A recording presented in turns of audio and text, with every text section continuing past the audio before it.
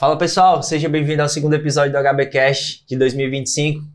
Eu sou o Fábio, estou aqui com o pastor Eliseu. A gente vai continuar falando sobre vida com Deus, né? Falando sobre o exemplo de Cristo e como a gente aplica isso na nossa vida, né? Nesse segundo episódio, pastor, eu queria falar um pouco com o senhor, né? Já pegando um gancho, né, de quem assistiu. Se você não assistiu o primeiro episódio, ó, volta lá para assistir o primeiro episódio, porque a gente vai dar continuidade a esse assunto. Queria falar com o senhor, pastor, um pouco sobre a vida de oração de Jesus, né? Com esse exemplo de dependência de Jesus Cristo ao Pai na sua vida de oração. Como a gente, como homens, né, a gente pode cultivar essa constância, né, em oração. Se tem pensando de uma forma lógica, se tem uma pessoa que não precisava orar, era Jesus. Sim. Jesus é Deus e a sua natureza humana, no entanto, mostra essa dependência, como nós dizemos antes, né? Então é o mistério da fé. Sim. Jesus é Deus e homem, mas ele viveu intensamente, 100%, a sua humanidade. Então, Sim. Em nenhum momento ele tirou partido da questão.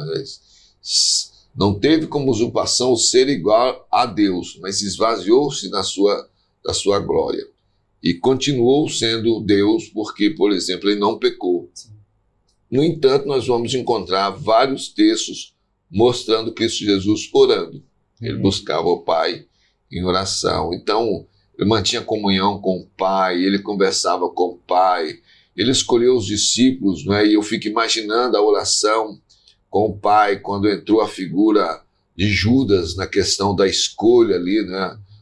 Como é que foi aquele momento de oração? Quando Jesus se retirou após a prisão de João Batista e saber da morte de João Batista, meu Deus, que conversa foi essa? Como é que foi essa oração, Sim. né? Eu não sei se ali houve uma intercessão de Jesus. Depois nós vamos ver a João 17 mostrando a oração intercessória de Jesus pela humanidade, né? Então, a agenda de Jesus era cheia, era concorrida, né? Ensino, andava com a multidão, curava, expulsava demônios. Então, havia assim uma carga dentro da sua humanidade muito grande, cansaço, sono. Ele entra no barco, se entrega ao sono, porque estava muito cansado. No entanto, sempre nós encontramos esse texto, como de Lucas 5,16, aí que você citou.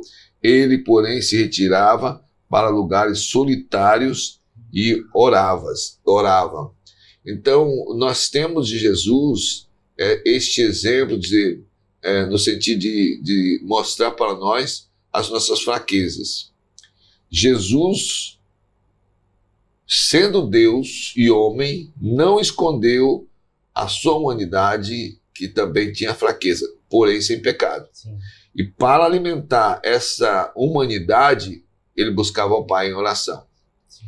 E ele era sustentado pela ação do Espírito Santo. Quer dizer, ora ao Pai e o Pai o sustenta. O ministério de Jesus foi sustentado pelo ministério do Espírito Santo, né? Pela Sim. ação do Espírito Santo. Pegando um gancho de oração, pastor, a gente tem uma não é que é uma mania, né? Mas assim, a gente bota assim tudo time box, né? Tudo tem um tempo determinado assim. Vou orar. Só vale orar se eu parar para orar tantos minutos por dia. É só essa oração que vale, né? Não a oração que eu tô caminhando e orando. Não sei se foi o senhor que falou, se foi alguém que foi até em alguns dos episódios que falou que ele estava andando com um tio, né? Acho que foi, inclusive, foi o pastor Tibério, ele pequeno. Tibério não, Timóteo. Andando com o tio, e o tio falando, e ele olhando pro tio dele e mexendo na boca.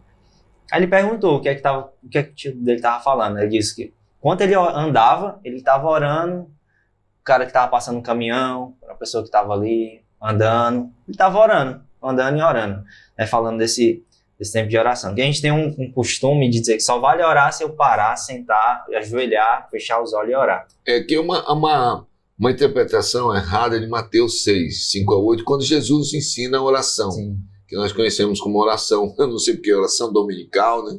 Ou oração do Pai Nosso, mas ali, Jesus está dizendo mesmo, para tudo, entra no seu quarto, feche a porta, mas é que ele está fazendo um contraste com as orações que os escribas, os fariseus, os legalistas faziam. Eles faziam lá fora para aparecer, né? Então eles ensinavam, como rabinos, o povo também. Então, tipo assim, o povo melhorar de vida, ele ia fazer desse jeito, que ele tinha dinheiro para pagar o trombeteiro, Sim. ele tinha dinheiro para expor, né? Como a gente diz aqui no Nordeste, para se amostrar. Então Jesus está dizendo, olha, não entra por esse caminho. Se você fizer isso, você já vai receber a recompensa. E eu entendo ali que é o nada, vai receber nada. Agora, o seu pai que vê você em secreto só na presença dele, orando, chorando, confessando, agradecendo, adorando, pedindo a Deus, o pai que vem em secreto vai te recompensar. Agora, Jesus orava em público. Sim. Momentos que Jesus orou em público, né?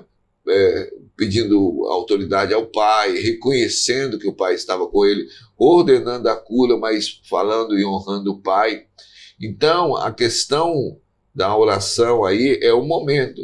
Sim. Você, por exemplo, se tio estava ali falando, intercedendo, mas se ele para e começa a orar alto, é uma coisa meio estranha no nosso meio, né? Eu fui visitar um jovem uma vez, lá em Maringá, estava um trabalho danado para a família, não queria trabalhar, sempre tinha, mas tinha uma desculpa, mas era crente. Eu sou crente porque eu leio a Bíblia todo dia. Um dia eu cheguei 9 horas da manhã, ele estava dormindo. Quando eu cheguei na casa, ele ouviu minha voz, começou a orar direto. Deus amado, e não sei, eu fiquei esperando meia hora de oração em voz alta e tal. A mãe dele falou, olha, eu estava dormindo até ainda agora. Eu esperei ele terminar de orar. E eu falei, escuta, você distribuiu o currículo para quantas pessoas hoje já? Que a gente estava trabalhando nisso. Disse, não, eu tirei um tempo para orar, mas 9 horas da manhã. Carlos, tinha que ter orado de manhã isso aí, não é gritando para acordar os vizinhos. Então, assim, a falta de interpretação, ou a falsa interpretação, nos leva, às vezes, a coisas assim, né? A atitudes assim. Sim. Continuando, pastor, eu queria falar agora sobre o exemplo de Jesus Cristo com relação à sua liderança em amor, verdade e sacrifício. Como a gente aplica esses princípios, né, de amor, verdade e sacrifício na nossa liderança familiar, nossa liderança profissional, nossa liderança ministerial. Tem um texto interessante em Mateus 20, 26 a 28. Os discípulos estavam brigando entre eles lá. Esse problema sempre teve na igreja. No tempo de Jesus tinha também, querendo ser mais importante, querendo ser reconhecido como, né, aquele que faria as coisas que chamaria a atenção de Jesus e tal. E Jesus sabia da fofoquinha que estava correndo ali, né? E Jesus pergunta, e aí comparando os evangelhos, nós vamos ver que eles ficavam com vergonha, porque eles vinham, na verdade, brigando por coisas que Jesus já tinha condenado, já tinha ensinado. Então, Mateus 20, 26 a 28, nos mostra assim, um aspecto de liderança que expõe o pensamento de Jesus. Mateus 20, 26 a 28. Não é assim entre vós. Ele está comparando com a liderança do mundo, né? Sim. Não é assim entre vós. Pelo contrário, quem quiser tornar-se grande entre vós, será este o que vos sirva. E quem quiser ser o primeiro entre vós, será vosso servo. Tal como o Filho do Homem, que não veio para ser servido, mas para servir e dar a sua vida em resgate por muitos. Então, como é que nós vamos aplicar esses princípios? Como você disse, na liderança, né? Na igreja, na família, onde trabalha, com a mentalidade do servo. Sim. Eu estou ali para servir, eu posso ser o patrão, né? Mas eu sou servo. Nós não entendemos bem na política brasileira, né? Quanto mais alto o posto, mais servo ele é da igreja. Nós temos no Supremo Tribunal Federal um punhado de funcionários nossos. Nós é que bancamos, e bancamos muito bem, o salário deles. Então, qual é a mentalidade? A mentalidade não está acima de nós, está abaixo de nós, cumprindo obrigações para conosco. Então, vamos pegar aqui e levar isso para a realidade dos seguidores de Jesus. Então, quanto mais recebeu, né? E Jesus disse, mais será cobrado. Então, na visão de Jesus, quanto maior a pessoa for avaliada no corpo de Cristo, menor ele é. É aquela linguagem de Jesus que se contrapõe à linguagem do mundo. Quanto maior. Então, vamos pensar aqui, assim, de uma forma lógica. Você chega na igreja e pergunta, quem é o mais importante aí? A pessoa vai dizer, é o pastor, ele é o maior. Então ele é o servo. Ele é o servo de todos. Sim. Então, por que eu digo isso? Porque alguns se arvoram de acordo com o seu ministério, o seu status. Você foi eleito há pouco tempo diácono. Sim. Mas tem alguns que são pastores que se acham mais que os outros, alguns são presbíteros se acham mais que os outros, alguns que são diáconos se acham mais que os outros, e as pessoas estão convivendo conosco. Então, alguém lá onde eu trabalho, né, aí de repente ele é presbítero. E o que faz um presbítero na igreja? Quando explica, pessoal, mas ele não é assim aqui. O testemunho dele é horrível. Então, quer dizer, eu devo viver no meio da minha família, no meio onde eu trabalho, onde eu estudo, com quem eu me relaciono, debaixo dessa visão. Eu resumiria o que Jesus nos dá como liderança, a visão do servo. Aí disso vem todas as ramificações que a gente vai para. Mas primeiro eu veria essa postura, porque se eu não tenho essa postura, eu não vou amar, eu não vou perdoar, não vou ter visão de compaixão, não vou ter misericórdia para com o outro, não vou dar comida para o meu inimigo, meu adversário. Quer dizer, eu não vou desdobrar nada. Por quê? Porque Jesus diz, faça. Sim. E o servo vai fazer. Sim. Só até pensando nesse ponto, né, falando sobre o que eu sou aqui e o que eu vivo aqui, eu sou em outros lugares, vai muito é muito da cosmovisão cristã, e tem que ser, na verdade, né? O que eu faço no trabalho, eu não faço porque eu estou sendo só pago para isso. Não, eu vou ser o melhor analista da qualidade, porque é para a glória de Deus, né? Eu vou, sei lá, varrer a casa, não para... Estou varrendo a casa. Eu vou fazer isso para a glória de Deus. Então, ter isso em mente, né? E esse pensamento vem muito depois de que você entendeu que carece da glória de Deus e Deus lhe chama, né? A obra do Espírito começa a tratar em você e no seu ser, que você começa a ter esse pensamento diferente, né? Eu não faço isso porque meu chefe pede. Não, faço isso para a glória de Deus. Tudo quando fizeres, fazer de todo o coração, como para o Senhor e não para homens, né? Escreveu o apóstolo Paulo aos Colossenses. Aí, eu sou contra o marido ajudar em casa, né? Quando eu falo isso, de repente, numa palestra, é aquela coisa toda. Eu sou contra o marido ajudar em casa. Em que sentido? O marido não ajuda em casa. Sim. Quem ajuda é o vizinho, quem ajuda é o visitante, né? Eu convidei ali, vamos almoçar e tal, tem as coisas, alô, sou o visitante, eu posso ajudar?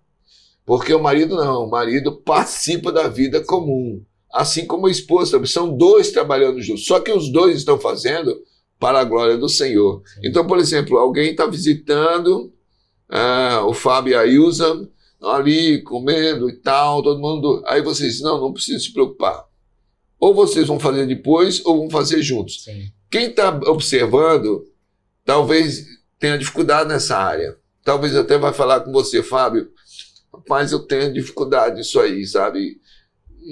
Não sei, o homem na cozinha, não sei o quê. Ainda mais hoje, quando você pensa que os dois saem de manhã, os Sim. dois trabalham, os dois chegam juntos. Então, assim, por causa da cultura, você sossega porque vai ser tudo feito lá, vai ser tudo lavado. Então eu vou participar. Não é por isso não. É porque eu glorifico o Senhor.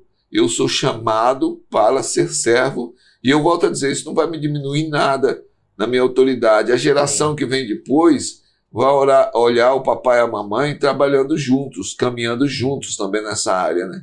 Então eu gostei muito que você usou essa expressão. É para a glória de Deus. Eu vou glorificar o Senhor através daquilo que eu faço. Sim. Dando continuidade, pastor, eu queria que o senhor falasse um pouco ainda falando sobre a liderança de Jesus, como a gente pode observar isso nos relacionamentos de Jesus Cristo com seus discípulos, né? O que é que a gente pode aprender com isso? Eu anotei aqui uma coisa muito interessante. Bem, anotei o finalzinho de Mateus 7, mas antes eu quero lembrar aqui, Mateus 7,12. Quando Jesus ele está ensinando os seus discípulos, e ele diz: tudo quanto, pois, quereis que os homens vos façam, assim também fazei-o vós também a eles, porque esta é a lei e os profetas. Então Jesus coloca aqui, bem num ponto de transição, os discípulos vêm de ensinos do Velho Testamento e viviam esse tipo de legalismo. Os sacerdotes, eles eram superiores, as roupas, não havia contato, aquele é pecador, não pode se aproximar daquele ali. Então o relacionamento deles era horrível, tanto é que no final do sermão, no final do capítulo 7, o povo vai ver isso e vai dizer: olha, esse aí ensina diferente dos escribas. E Jesus, no seu relacionamento com seus discípulos, ele, da mesma forma, levava a eles essa questão, a exigência, né? Os profetas e a lei exigiam deles: agora, vocês vão fazer diferente. Aquilo que vocês querem que façam com vocês é que vai mudar o agir de vocês. E indiretamente Jesus está falando: olha, eu amo vocês e eu quero que vocês me amem. Sim. Então, eu tenho a visão de misericórdia. Eu quero que vocês olhem para mim com a visão de misericórdia, já apontando para o sacrifício. O que aconteceu lá? Eles fugiram. Voltam depois, né? Sob a ação do Espírito Santo. Então Jesus deu bronca neles alguma vez, deu bronca. Deixou bem claro, no entanto, o porquê da bronca. Todas as vezes eles estavam se desviando dos ensinos dele, inclusive sobre liderança, para o modo do mundo ver. Então, o relacionamento de Jesus com os seus discípulos sempre foi baseado na verdade, na realidade, melhor dizendo, na realidade da vida. Ó, vocês vão enfrentar oposição, vocês não são do mundo, por isso o mundo vai odiar vocês como me odeiam, e vão perseguir vocês como me perseguem. Então, Jesus dá o seu modelo aos seus discípulos e deixa bem claro: vocês vão viver como eu estou vivendo e ensinando a vocês. Então, o relacionamento, mais uma vez a gente volta a isso, baseado na autenticidade. Jesus foi muito autêntico com seus discípulos. Ele não perdia a oportunidade de ensiná-los. Né? Ele vai para uma parábola, ou então ele ocupa uma situação, aproveita uma situação para deixar o ensino. Então, o relacionamento de Jesus também estava baseado no ensino. Sim. Não era só ele informar, Jesus formava. Ele trazia informação, mas puxava os discípulos em direção à formação. Por quê? Porque ele tinha uma tarefa dada pelo Pai. Ele iria para o Pai, não ficaria mais aqui na terra, mas ele deixaria homens autênticos, né? Por causa do seu ensino, por causa da sua vida, homens que continuariam a sua obra, né? O seu trabalho. Sim. Pastor, já caminhando já para o encerramento, né? Já queria, antes de tudo, né, de falar, fazendo pergunta, agradecer por estar aqui novamente com a gente. É sempre uma honra estar com o senhor aqui na HBcast, nessa temporada de 2005, perdão. Mas para finalizar, eu queria que o senhor deixasse que conselhos ou recursos você recomendaria para os homens que têm esse desejo de crescer espiritualmente e de imitar a Cristo. Nessa finalização ficaria todo um discurso aí, né? Mas resumir aquilo que a gente conversou, né? Olhar para Cristo, que é o autor e consumador da nossa fé.